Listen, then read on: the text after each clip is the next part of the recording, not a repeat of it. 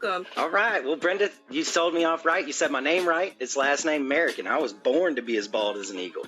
I'm just living this life, dreaming to be big, one day. But I found out recently over Christmas, my mom said I can't come home for Christmas no more until my pull-out game gets a little bit weaker. I was like, what? She said, you can't be a part of the family if you won't build the family. I never thought that I'd be trying to have an anchor baby with my girl.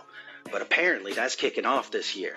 I'm trying to get back in. And I was like, well, can I just stop by, see the family, see the cousins, hang out with everybody? And she was like, look, you can't be at the house because you're doing too many drugs. And I was like, Mom, I don't do drugs. And she was like, look, Dave, I as a church God-fearing lady, I believe you do way too many drugs. Look, everything is a drug. Alcohol, food too much is a drug. If you're having sex outside of marriage, that could be a drug. And I'm like, Mama, we just have a different definition. All right, I just want to kick back and relax and let you know I've never done drugs. Yeah, sure, I've smoked a cigarette and an e-cig while I had a patch on my arm, but I just needed a little nicotine in my life. And I've kicked back, I've taken a shot of caffeine as I had a cup of coffee, and I took some caffeine pills, but I needed to be awake for school, you know what I'm saying? And like, the other weekend, yeah, I puffed a little bit of the devil's lettuce, but I grew it naturally. I'm just saying that was maybe not a drug at all. I was just trying to get in the right headspace. And last Friday night, yeah, sure, I bought an 8-ball of cocaine, but how else are you supposed to entertain the strippers? That's not my fault. They're not going to entertain them at 5 in the morning with nothing else besides my good looks and personality and charm.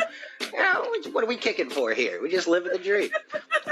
I was at the bar the other day, drinking through my lunch hour, because that's not a drug either, and I was passively eavesdropping on the table next to me, and I heard this guy.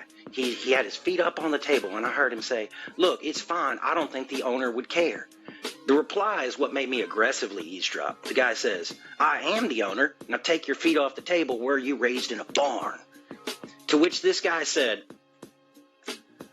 how much do you want for it? Now that kind of attitude, like to snap back at somebody in their place of business, I'm like, oh, snap.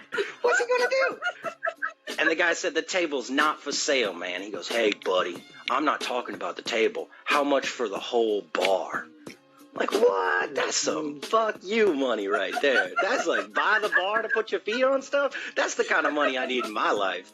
I mean, I got the zeros for it in my bank account right now, but the decimal's in the wrong place. I got that kind of money where, like, I go to Taco Bell at 4 a.m. and I'm like, can I afford fourth meal? I'm just going to get one taco. I don't want to risk it on taco number 2. The last date I was on, I essentially realized when she asked me to pay the tab, and I was hoping she was feminist, that I just have fuck me money.